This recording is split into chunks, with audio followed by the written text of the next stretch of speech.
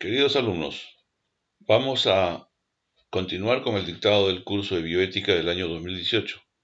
En esta oportunidad vamos a tocar uno de los tópicos más importantes de los últimos tiempos en la modernidad de la medicina.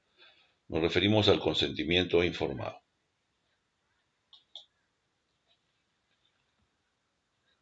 Si bien es cierto que el consentimiento informado está últimamente vinculado estrictamente con el ejercicio profesional de la medicina, sin embargo, desde hace muchos siglos, la mayor parte de transacciones y de actividades civiles estaban supeditadas a un tema de contratos, respaldados directamente por el aspecto civil de los procesos judiciales.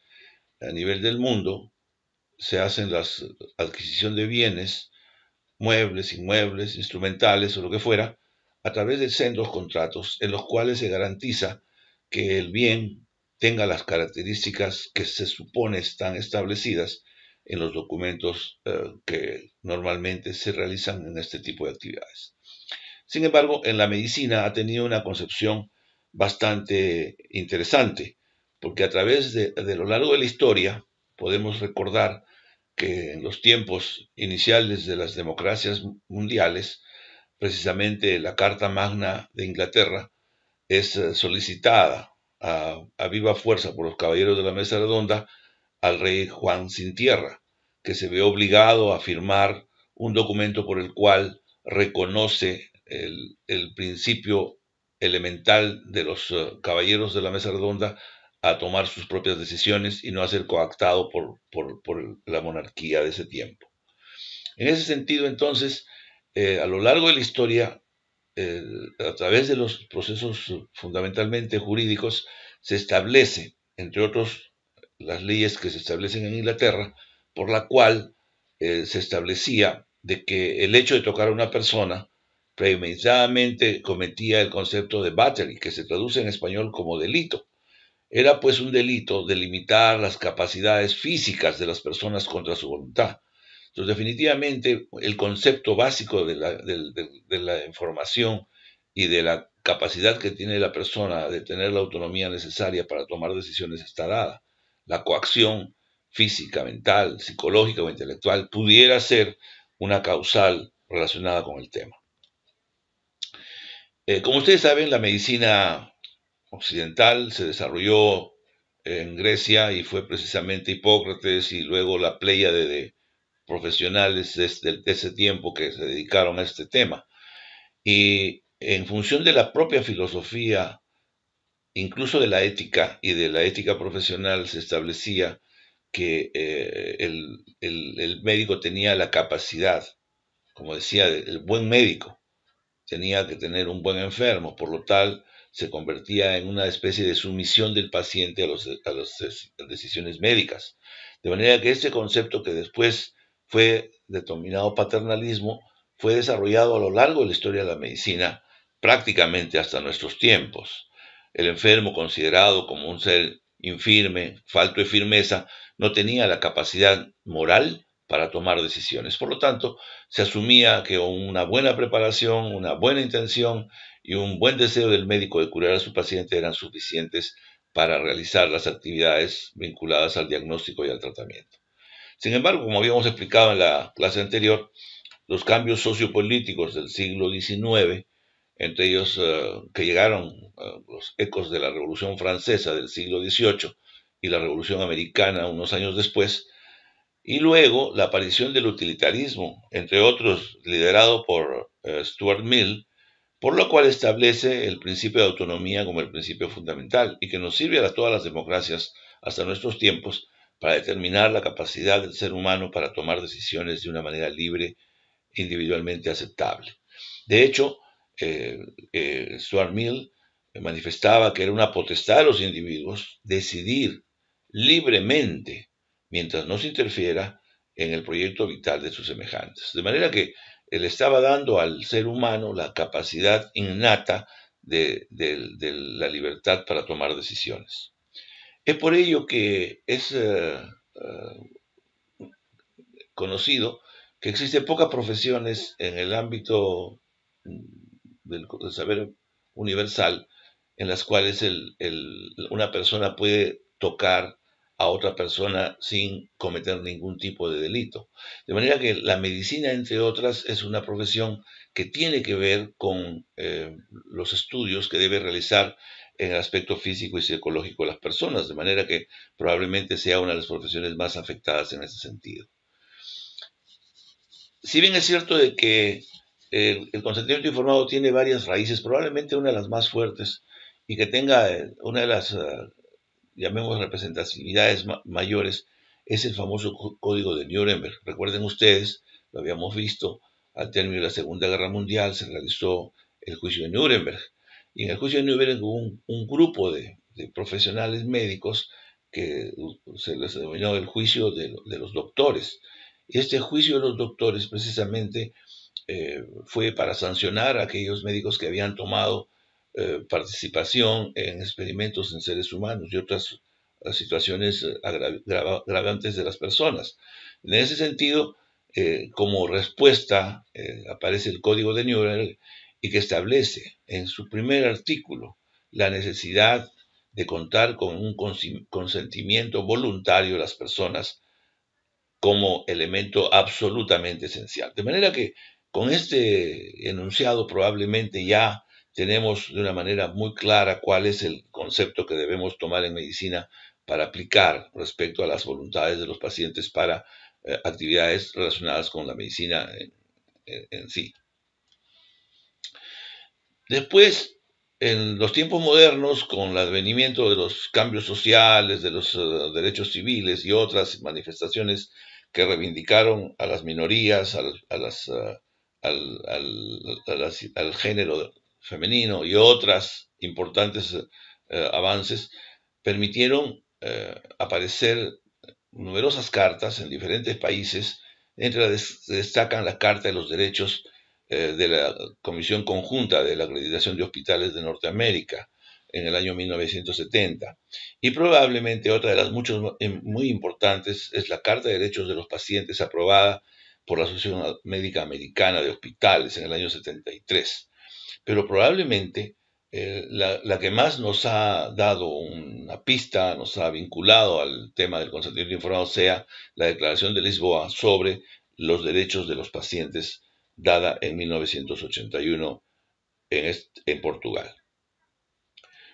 Esta declaración indudablemente no tuvo una referencia directa al consentimiento informado, pero sí dio la estructura del mismo, por lo cual el paciente tenía derecho a tomar decisiones, que el médico debería informar las consecuencias de sus acciones, que en los casos especiales de pacientes adultos y con la disposición mental estaban en el derecho absoluto de dar su consentimiento a las propuestas de diagnóstico y tratamiento, y asimismo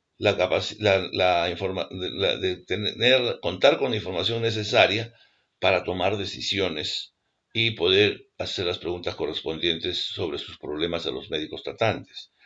Y evidentemente en los tiempos ya más modernos, y se condice muy bien con este concepto, la necesidad de contar con el permiso específico del consentimiento informado de los pacientes que eran sometidos a temas relacionados con la docencia y la investigación biomédica. De manera que con esto creo se configura la normativa general que va a permitir desarrollar el tema del consentimiento informado en los tiempos modernos.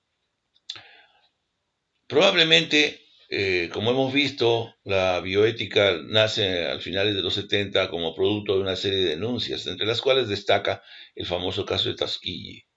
Recuerden ustedes, este es un experimento que se realiza en un grupo de afroamericanos sobre un seguimiento de enfermos con sífilis.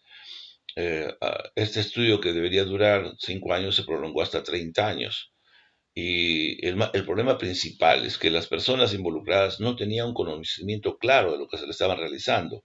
Por lo tanto, había una carencia de consentimiento informado. Además de esto, podemos considerar que la mayor parte de estas personas, minoría racial en ese tiempo, también estaban comprometidas con un nivel cultural muy bajo y sobre todo porque la mayor parte de ellos eran pobres. De manera que en este sentido, este experimento sí fue un paradigma muy importante que se tuvo que tomar en cuenta luego para considerar la aparición de la bioética y la aparición con ella de los principios bioéticos que hoy día nos permiten de alguna manera enmarcar el problema del consentimiento informado. Pero además de ello, ya en la práctica médica, sobre todo en Estados Unidos, de inicios del siglo, mucho antes de la bioética, en Nueva York hubo un famoso caso. En 1914, una señora llamada María Schollendorf había sido sometida a un estudio realizado bajo anestesia, en la cual el médico, por su consideración clínica, determinó el retiro del órgano que había sido sometido a examen. Esto lo hizo porque al criterio médico pensó que era lo más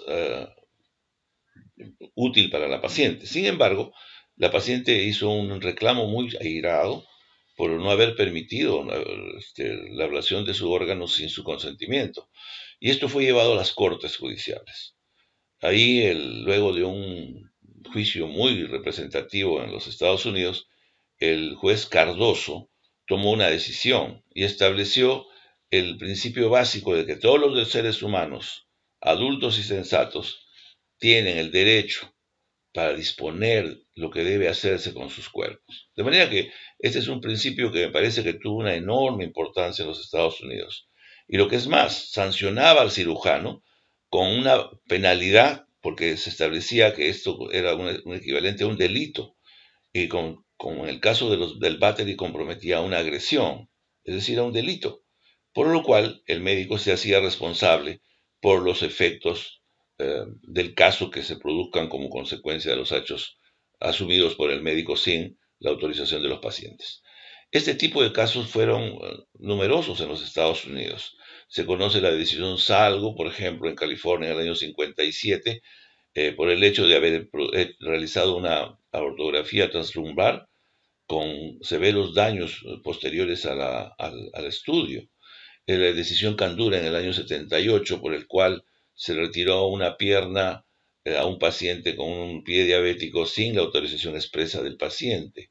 La decisión de Canterbury, de Washington, en el año 59, por la cual un paciente que estaba en un preoperatorio para una cirugía lumbar cayó de la cama.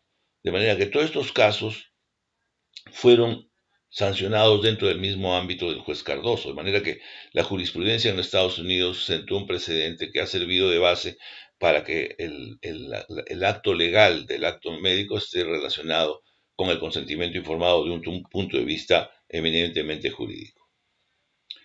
Pero probablemente el tema se vinculó a la bioética porque en el año 1971 se realizó una reunión muy importante en España, en la localidad de Oviedo, y ahí sale el famoso Convenio de Oviedo, que entre otros puntos tocó el consentimiento informado.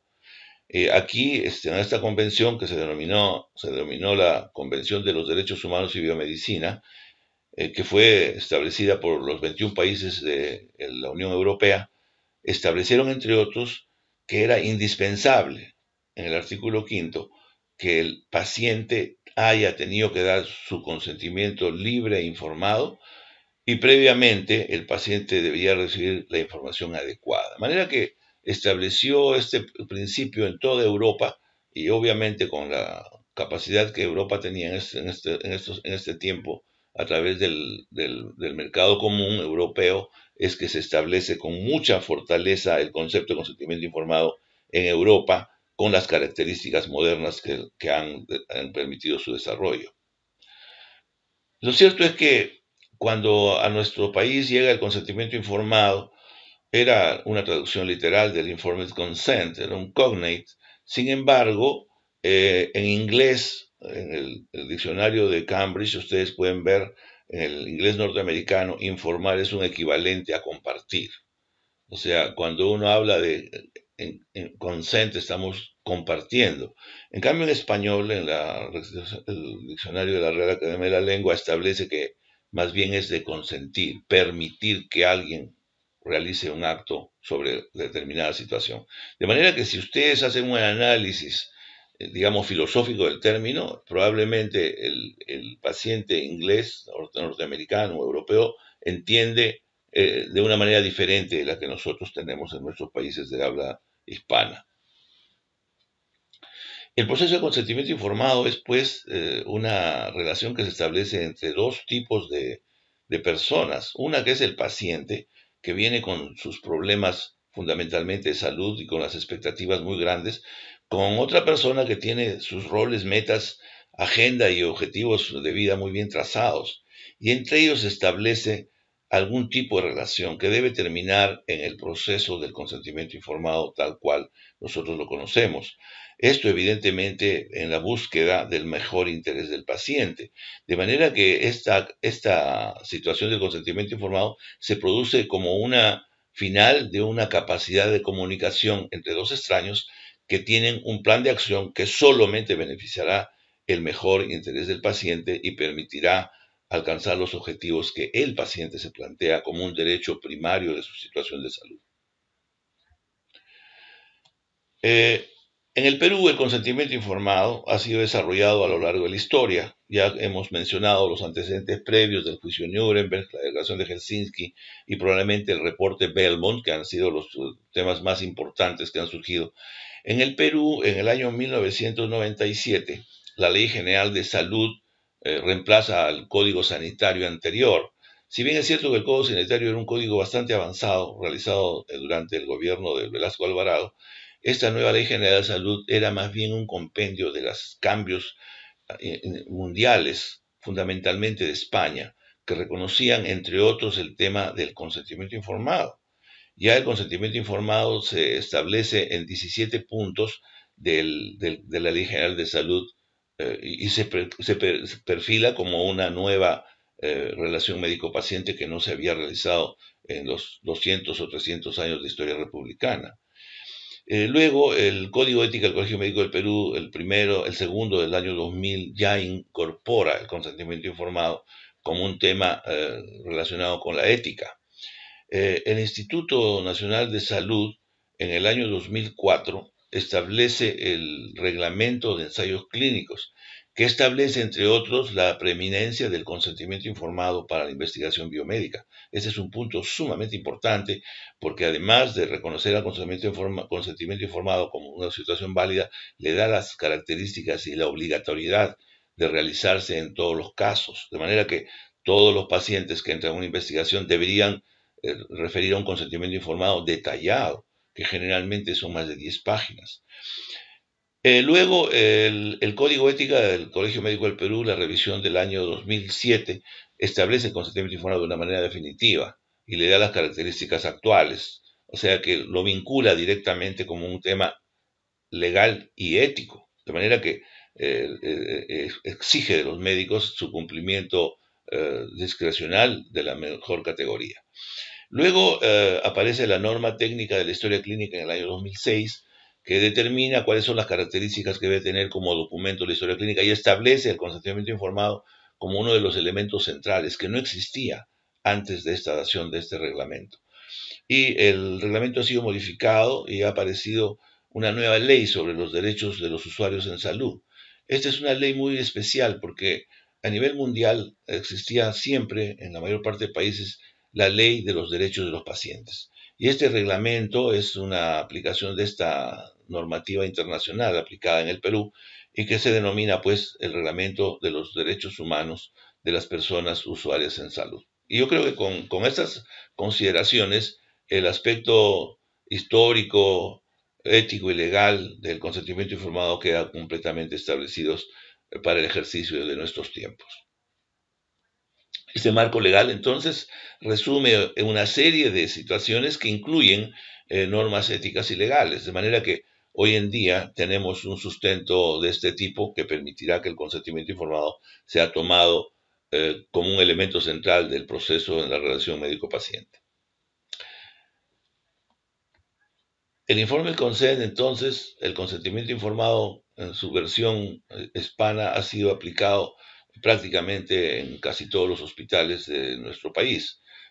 Hay una difusión importante a través de información que se está cada día enfatizando más en la relación médico-paciente, el derecho del paciente a ser informado, el consentimiento informado y la capacidad que tiene el paciente para tomar y determinar en su incumplimiento denuncias sobre este tema.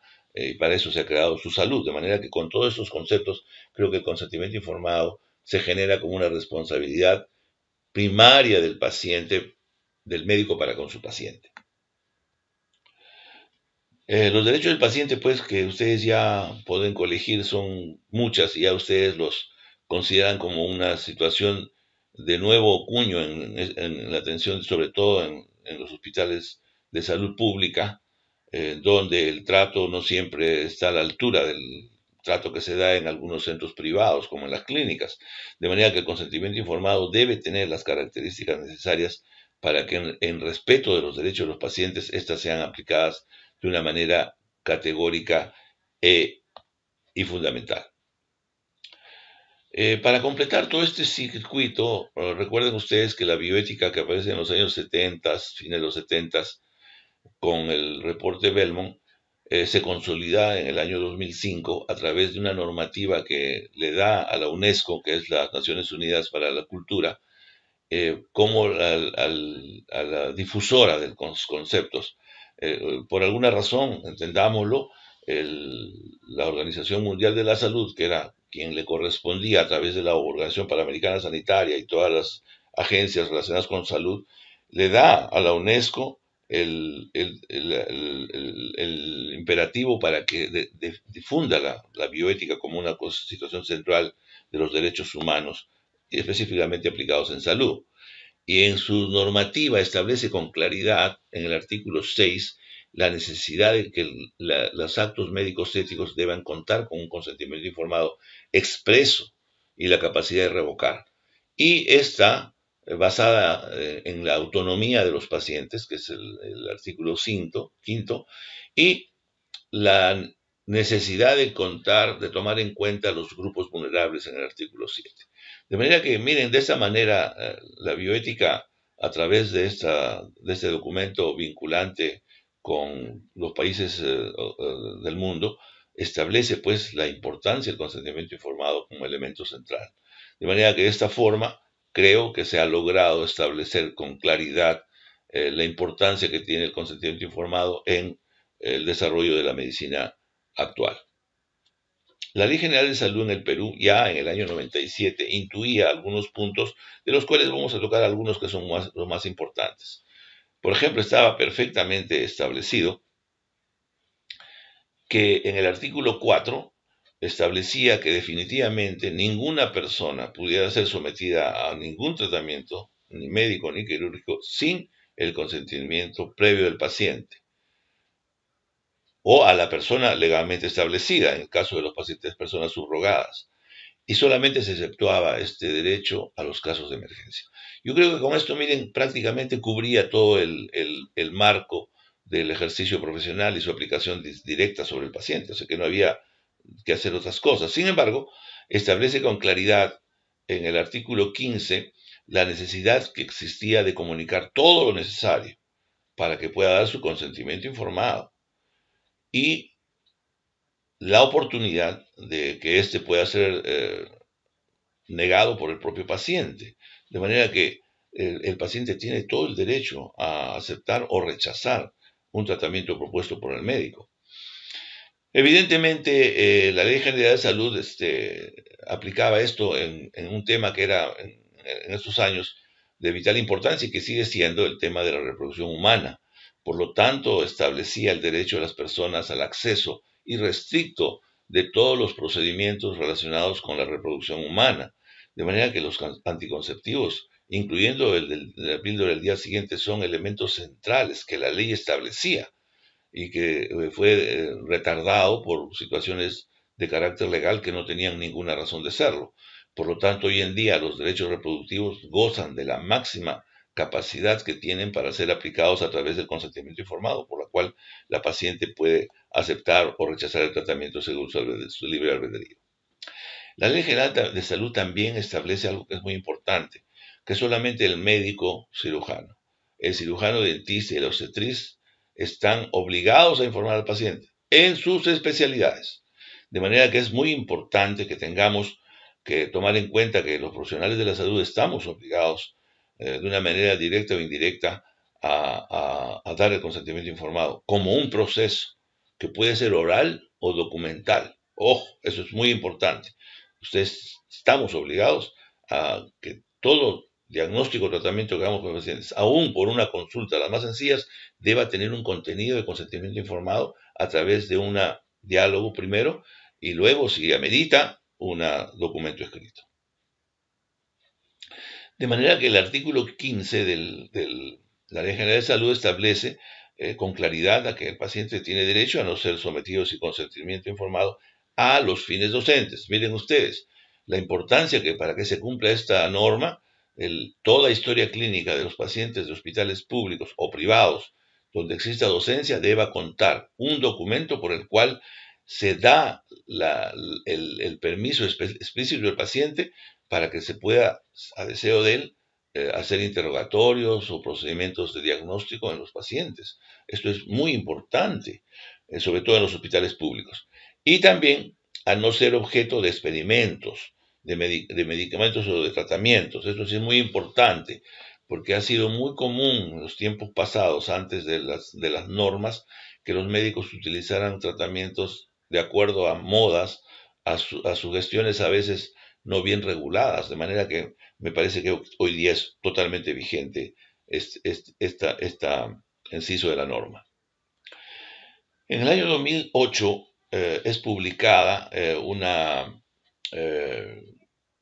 reglamento relacionado con lo que se llama la norma técnica de salud para la gestión de la historia clínica e incluye la epicrisis, la informe de alta, y ahí por primera vez establece directamente un documento orientado a su aplicación, que es el del consentimiento informado. De manera que aquí dan los datos necesarios, básicos, que me han permitido entender la importancia. Y entre otros, hace una definición que me parece que no difiere de las que ya se han hecho antes en otros países y en otras latitudes, en las cuales el consentimiento informado es, pues, la conformidad expresa de un paciente a recibir o rechazar una atención médica en forma libre, voluntaria, consciente, que cualquier profesional autorizado le brinde, y después de esta información recién se dé el permiso para la realización del procedimiento. Y esto en los casos en los que a consideración del riesgo del procedimiento debe hacerse en forma escrita y debe ser firmado por el propio paciente o quien la ley determine su subsidiariedad. De manera que en el caso de menores de edad, en caso de personas discapacitadas, en caso de pacientes con compromiso de conciencia o de alteración de su estado psíquico, hay siempre un subrogado que definitivamente reemplaza la decisión del propio paciente. El Código Ético del Colegio Médico del Perú, como habíamos mencionado, en su versión del año 2007, establece con claridad, y creo que no requiere mayores comentarios, porque establece clarísimamente que en los pacientes que requieren procedimientos diagnósticos o terapéuticos que impliquen riesgos mayores que el mínimo, el médico está obligado a un consentimiento informado por escrito. De manera que ya no hay ninguna otra norma necesaria para poder cumplir con todo el panorama de los permisos que se deben solicitar antes de proceder. Estas intervenciones, obviamente, el propio Código de Ética establece que no se requieren solamente en casos de emergencias comprobadas. Lo que es más, la norma ética va más allá y miren, explica con mucha claridad cuáles son el rol del médico, en el cual debe explicar al paciente sobre la naturaleza de sus síntomas o su enfermedad, posible o probable, hasta que comprenda su situación clínica, ponderando el principio del privilegio terapéutico, es decir, en los casos en los cuales la noticia o el diagnóstico del paciente pueda dañar al paciente psicológicamente o de algún otro tipo. Igualmente, en el caso de incompetencia de los pacientes, el médico debe proporcionarlo a las personas que establezca la ley. Por otro lado, creo que es importante también que se tome en cuenta como parte del consentimiento informado la necesidad de contar con una segunda opinión que permita que la información que el paciente posea pueda ser transmitida a otro médico para su propio beneficio. De manera que aquí creo que se cerraría el circuito del consentimiento informado en el Código de Ética y Ontología del Colegio Médico. Recientemente, el año 2017, ha aparecido una norma relacionada con lo que se llama los derechos de las personas usuarias en los servicios de salud. Está vigente recién desde el año pasado. De manera que ya esta norma ha permitido que el consentimiento consolide los conceptos básicos que se estaban requiriendo. El derecho de otorgar o negar su consentimiento informado, el derecho a la información adecuada y la capacidad del paciente para tomar las decisiones, la necesidad de un documento que viabilice el proceso como parte de la historia clínica, formando parte directa de la historia clínica, y que es responsabilidad de las instituciones de salud donde se atienden a los pacientes para su cumplimiento. De manera que esta nueva norma establece con claridad y añade que en caso de personas no capaces o que no supieran firmar, utilizar la huella digital. De manera que, miren, la exigencia cada día es más, digamos, drástica, más avanzada y más amplia sobre el consentimiento informado. De manera que ese tema es algo que debemos conversar y utilizar adecuadamente. Es pues entonces en este documento de reciente dación que se determina que el consentimiento informado es un proceso que debe garantizar la información y el derecho del paciente. Igualmente debe ser documentaria y en los documentos debe estar bien redactado y deben ser específicos para cada caso de tratamiento, de manera que en muchos hospitales del Perú se usan patrones o formularios prefijados que no dicen nada, y eso lo podemos ver con facilidad ahora que acudamos a los centros hospitalarios. Y en el caso de las personas capaces, también ya se establece lo que hemos comentado en la lámina anterior, la necesidad de la huella digital. Y en el caso de los pacientes que se nieguen a aceptar, deben constar de igual manera con formatos o con información que deba ser sustentada y aplicada en la historia clínica correspondiente.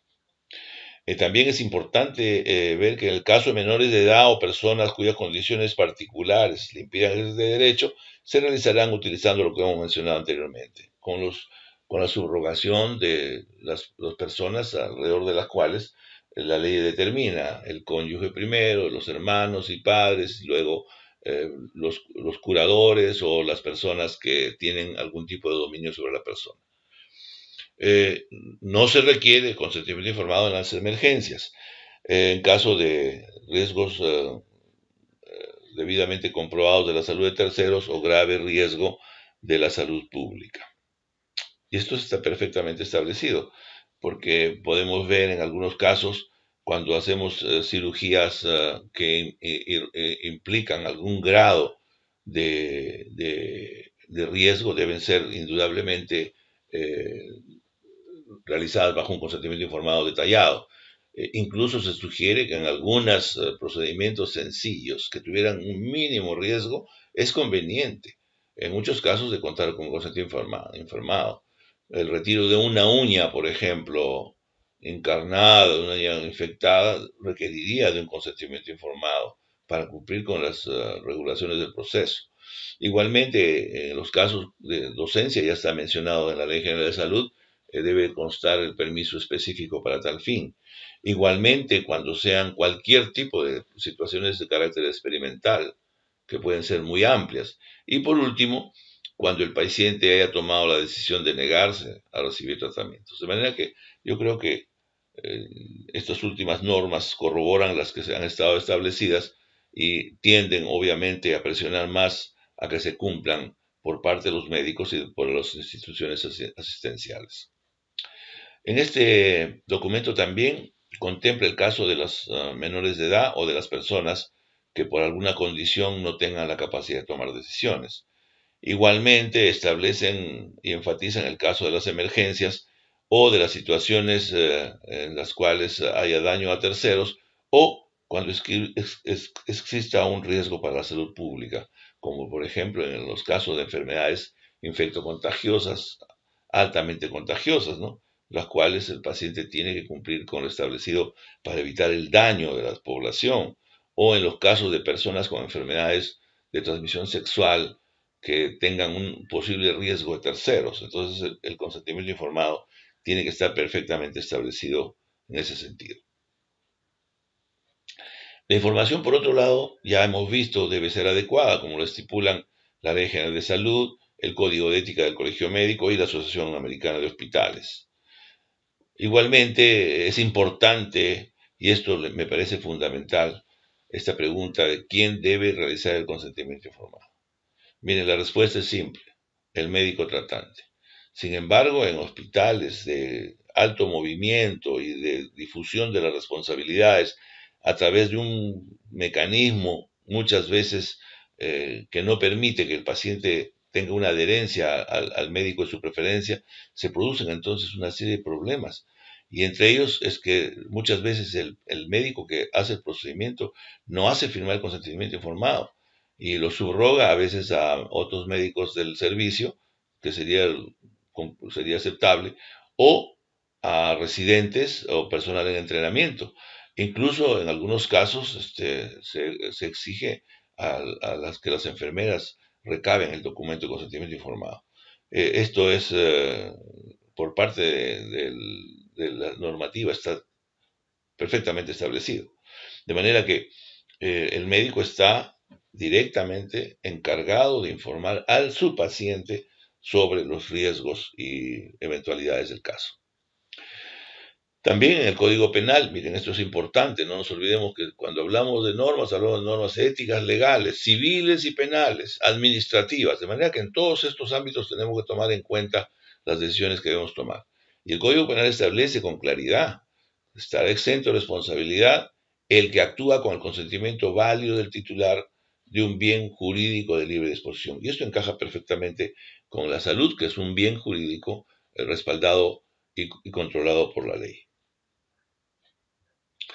Entonces, ustedes deben utilizar algunos flujogramas que permitan determinar qué es lo que deben hacer en una emergencia, en una situación de atención de pacientes respecto a ello. Entonces, este diagrama les puede ayudar, por el cual ustedes hacen sus preguntas y siempre van a estar orientados a que utilicen el nivel correspondiente y acudan a la persona o al sistema que les competa para realizar el problema.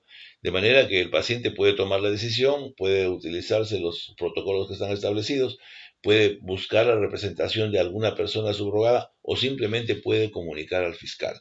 De manera que creo que con estos pasos ustedes estarían cumpliendo con la ley y las normas éticas y evitarse problemas judiciales y de responsabilidades que pudieran surgir como denuncias relacionadas con este tipo. Ya se han hecho esfuerzos en el Perú para establecer el consentimiento informado, sin embargo, hay todavía muchas dificultades para su aplicación por diversas situaciones que habría que evaluar. Y creo que existen a veces por falta de información, otras por falta de tiempo, otras por falta de entendimiento de los propios médicos, también por falta de conocimiento de los pacientes y otros factores más que hacen que el consentimiento informado no se cumpla a cabalidad como está establecido claramente en las leyes. Este es un estudio muy sencillo que realizamos en el Hospital Sabogal para determinar si el consentimiento informado de un grupo de pacientes que habían sido operados en el hospital, cuál era la situación de su conocimiento después de la operación. Y resulta que era malo, miren ustedes, en el 69% de los pacientes, y solo regular en el 34%, y era óptimo solo en el 5%. De manera que ustedes deben considerar en qué medida estaban en este caso, incumpliéndose con las normas establecidas. Pero lo importante, más allá de que fuera una falla en la aplicación de la norma, es que en los pacientes que tenían educación primaria, comparados con la educación superior, en rosado se ve el mal nivel que habían alcanzado. En cambio, en los pacientes con educación superior habían alcanzado un mejor nivel. De manera que, en general, el nivel alcanzado en primaria no llegaba ni siquiera a la cuarta parte de lo que se lograba en los pacientes de educación superior. Entonces, esto significa que es una situación discriminatoria contra la población que tiene bajos recursos económicos, bajo nivel de cultura y un bajo conocimiento de sus derechos como pacientes. De manera que esto es algo que flagrantemente no debe aceptarse. También es importante otro estudio de los que hacemos con ustedes en las encuestas que realizamos, encontramos en un hospital que respecto a los conocimientos que tenían sobre la capacidad de los pacientes de tomar decisiones, el nivel que alcanzaban los médicos tratantes en este año solamente alcanzaba el 55% de las características teóricas del consentimiento informado. En cambio, en el grupo de internos que habían terminado los cursos de ética, bioética y estaban recién empezando a ejercer, su nivel de conocimiento era mucho mayor, casi alcanzaba el 100%. De manera que esto es un problema generacional. Estoy seguro que en el futuro los médicos van a tener mejor aprestamiento y mejores condiciones para ejecutar estos consentimientos informados. Les voy a enseñar 3 casos que me parece que son muy importantes y que nos van a permitir entender cómo es el consentimiento informado. Todos estos casos los hemos sacado de la práctica real a través de observaciones que hemos hecho en el Colegio Médico del Perú ante denuncias presentadas por pacientes respecto a problemas de salud. El caso de un paciente de 67 años con adenoma de próstata y que acude para una resección transuretral normal. El paciente es abordado por el médico, quien le garantiza que la operación es prácticamente inocua, con el nivel de experiencia y con los mecanismos modernos para este tratamiento. Sin embargo, el paciente aparece con un problema de retención urinaria a pocos días de la operación, que sale con el retiro de la sonda, pero luego hace una nueva retención urinaria. Entonces el paciente obviamente denuncia al médico por incumplimiento de la promesa y de lo establecido, y se entra a un proceso de juicio. En el interín, otro médico o un cirujano atiende al paciente en otro centro hospitalario y lo opera de una estenosis uretral residual. De manera que, como ustedes ven, aquí la falla médica produce la queja del paciente y la respectiva denuncia al colegio médico. Lo interesante es que el consentimiento informado, como ustedes pueden ver de esta clínica feliz, es un consentimiento informado que realmente no tiene ninguna especificación respecto al diagnóstico y al tratamiento. De manera que, miren, con la letra del médico solamente se coloca lo que se iba a realizar, una resección transuretral de próstata. De manera que ese es todo el consentimiento informado que tenía el paciente. Entonces el paciente se queja, pues, y establece que todo lo que decía en este documento era una situación en términos generales, asumiendo que el paciente había recibido el tratamiento que se le había solicitado y que el tratamiento simplemente era una resección transuretral de la próstata. Como ustedes pueden ver en la ficha médica, cuando revisamos el caso, efectivamente, el paciente había sometido a la operación, había tenido documentos que son los que se realizan en las clínicas privadas y que se cumplen con los estándares de la mayor parte de ellas. Las historias las hacen los internos o médicos jóvenes contratados. Y lo que sí llamaba la atención, que el consentimiento informado había sido otorgado por una enfermera a las 11 de la mañana y el acto operatorio había sido realizado a las 13 horas. De manera que cuando el paciente acude al colegio médico a hacer su denuncia, establece esta diferencia. Quiere decir que el consentimiento informado, pues, prácticamente fue tomado en la sala casi de operaciones. De manera que esto llama mucho la atención, porque el paciente tiene todo el derecho, indudablemente, a dudar de la capacidad del médico que no le explica lo respectivo. Y miren ustedes, la declaración del paciente establece con claridad de su puño y letra, ¿no? Y dice, me acerqué al comité de ética para exponer mi problema. Y él dice, ¿no? Claramente, el doctor fulano y tal no me explicó antes de la operación cuáles serían los posibles complicaciones o secuelas que podrían aparecer. O sea, miren, el paciente con claridad, con su letra en mano, escribe lo que estamos comentando. De manera que esto es claro. Y creo que aquí no se podía rebatir el médico nada porque lo estaba diciendo el paciente. Y luego él ya explica lo que él considera de su parte, ¿no? Dice, considero ya él con su conocimiento y con su erudición, dice, considero que hay dos momentos de la mala praxis. Dice, uno en el momento en que la operación se realizó, por la cual, dice, no tuvo el conocimiento necesario, y dos, que habiendo sido sufrido estos procedimientos, no encontró al paciente. Ya le da una connotación, pues, que podía ser tomada incluso como una situación de abandono de paciente, descuido de paciente. Miren ustedes cómo se complican las cosas. De manera que, de esta manera, el médico también, en su declaración, el Colegio Médico del Perú, de puño y letra, establece, ¿no? Y dice, el señor fulano de tal, persona ilustrada, fue también claro, se le explicó, firmó el documento y sin problema de su hospitalización. De manera que el médico, su palabra, establece con que de alguna manera sí había comunicado al paciente. Entonces, esta situación queda como una situación de dos personas, ¿no? Una persona que tiene una visión del problema y la otra que tiene otra visión. Entonces, es muy difícil juzgarlo. Sin embargo, el médico, miren en su descargo, dice, durante el paciente nunca ha sido desatendido.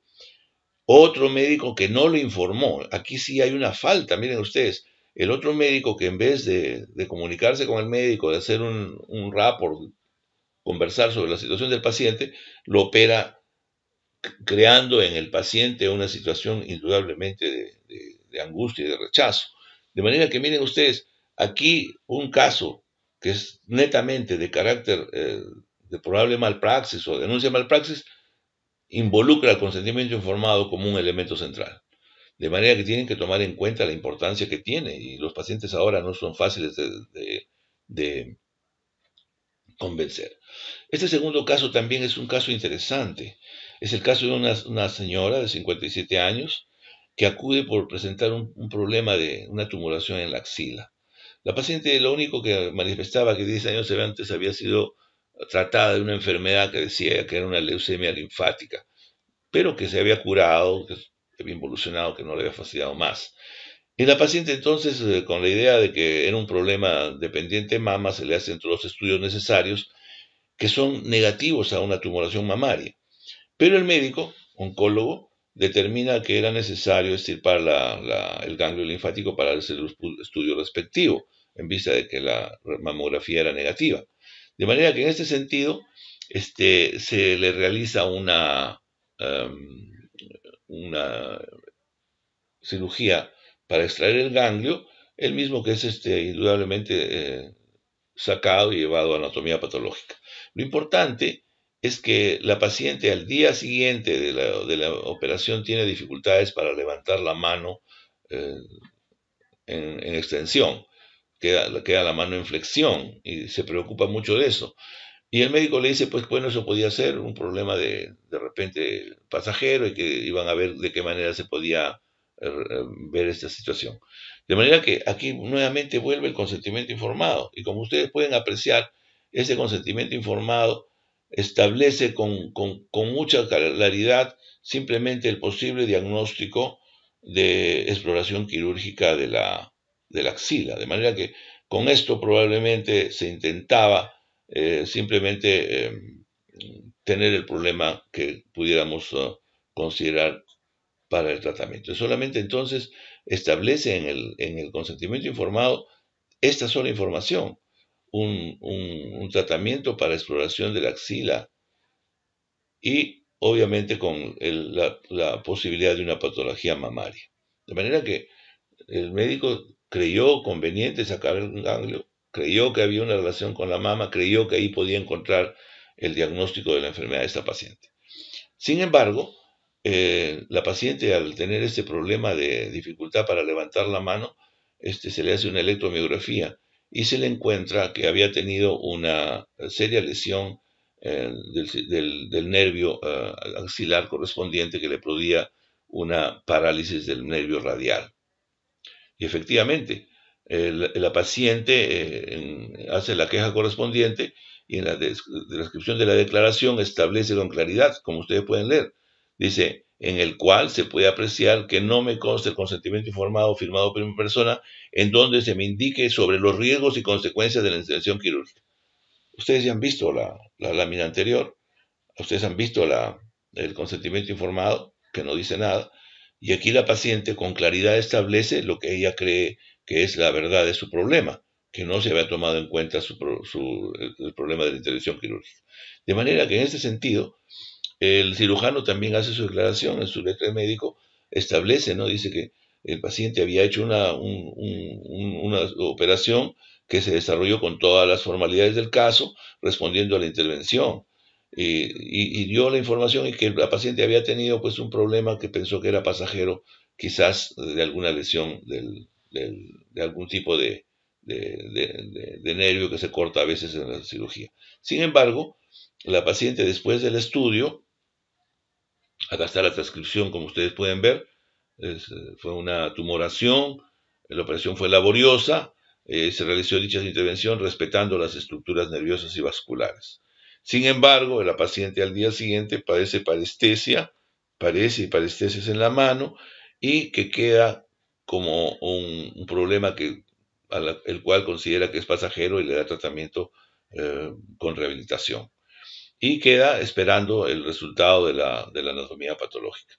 Y la descripción de la anatomía patológica establece la presencia de lo que era un neurofibroma. Entonces el ganglio, supuesto ganglio, era un neurofibroma, que indudablemente por medio del cual pasaba el nervio radial, de manera que la raíz del nervio radial, de manera que al hacer la cirugía, la paciente quedó con esta secuela de mano en caída de gota que produce pues la reacción del nervio radial. Y el problema es que esta es una enfermedad definitiva, es un problema que ya queda sin lugar a tratamientos curativos. De manera que, como pueden ustedes ver, en un caso donde el médico probablemente tenía toda la buena intención, sin embargo, no hubo un consentimiento adecuado que predijera, aunque sea de alguna manera, que diera una pista para que la paciente esté alertada de que toda cirugía o toda situación de tratamiento pudiera ser potencialmente peligrosa. De manera que, como ustedes pueden ver, eso es algo sumamente interesante. Igualmente, el último caso que vamos a ver es el caso de una paciente que remitía al servicio de oncología de cabeza y cuello de un hospital público y que tiene una tumoración en la tiroides. Como ustedes ven en la patología que nosotros vemos en la clínica, es frecuente la aparición de tumoraciones a nivel de la tiroides. Y la mayor parte de ellas son pues adenomas y en algunos casos pueden ser carcinomas.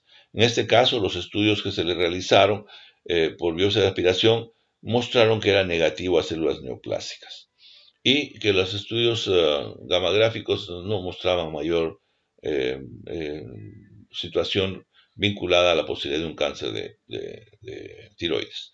Sin embargo, el médico programa a la paciente para una cirugía ablativa, en este caso plantea una cirugía, una extirpación total de la tiroides y que la realiza pues en la consideración de que la paciente, siendo una persona que si hubiera sido una neoplasia no hubiera tenido la posibilidad de mejorar y podía olvidarse el problema, de manera que con la buena intención del médico decide hacerle una cirugía radical de la tiroides.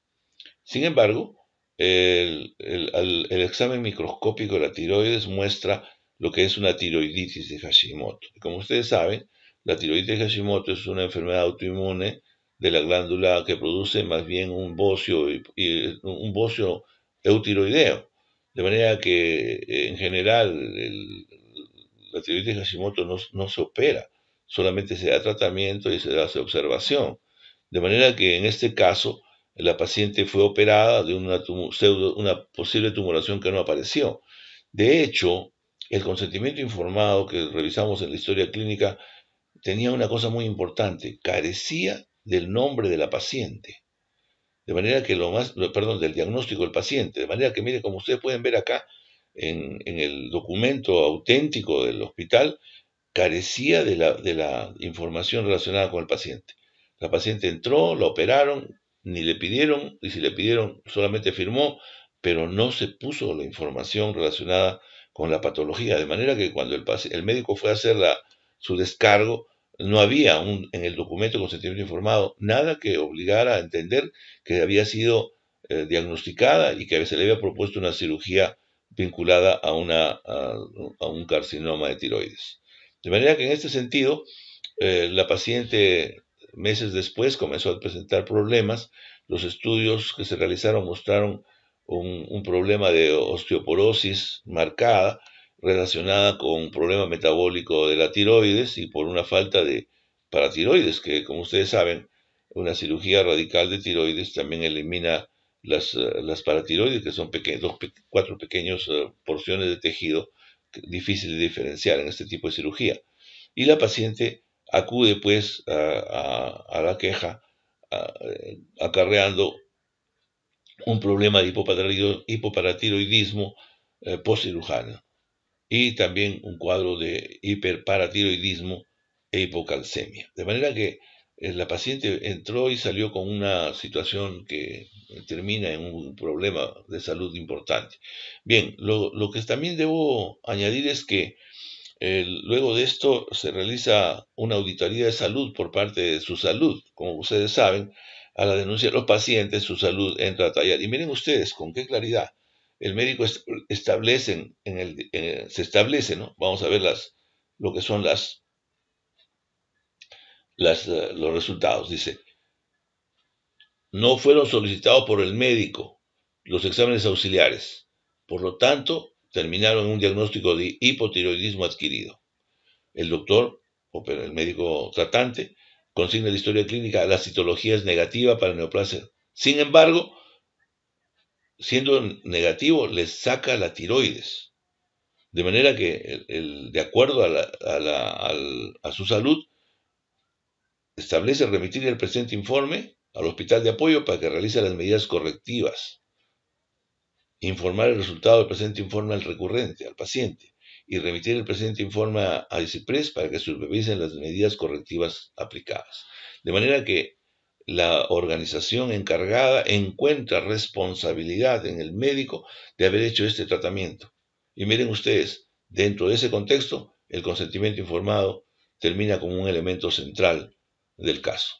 De manera que, como ustedes pueden apreciar, es importante que tengamos en cuenta esta es la importancia que tiene lograr estos resultados en la medida de lo que debemos conocer y realizar. El descargo del médico establece, y miren cómo todas estas repercusiones que terminan a través de una supuesta malpraxis, a una denuncia del paciente, a un problema de salud de la paciente consecutivo a un problema derivado del tratamiento inadecuado de los pacientes. Y el médico dice, ¿no? Con respecto a esta conclusión, los actos estuvieron basados en las guías prácticas de la tiroides de Hashimoto, que es lo que teóricamente no debe operarse.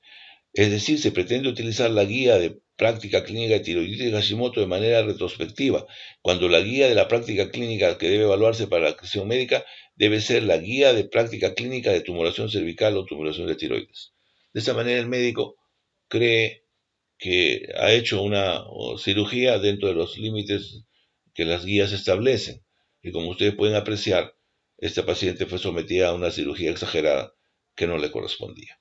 Y como pueden ver, el consentimiento informado no avala a favor del médico y lo único que hace es agravar la situación del mismo, al no tener ni siquiera la explicación que posteriormente la paciente manifiesta. De manera, pues, queridos amigos, estamos en el siglo XXI, estamos en un cambio radical de la relación médico-paciente, estamos en el periodo del reconocimiento absoluto de los derechos de las personas, por lo cual los médicos tenemos que tener muchísimo cuidado para que la práctica clínica esté enmarcada dentro de lo establecido en las normas y éstas estén vinculadas estrictamente a los temas que, entre otros, están respaldados por el consentimiento informado debidamente y adecuadamente emitido y que sirve de respaldo para cualquier situación que en caso de complicaciones pueda avalar a favor del médico. Esto es todo, muchas gracias. Estaremos contestando sus inquietudes en el seminario de esta semana. Muchas gracias. Buenos días.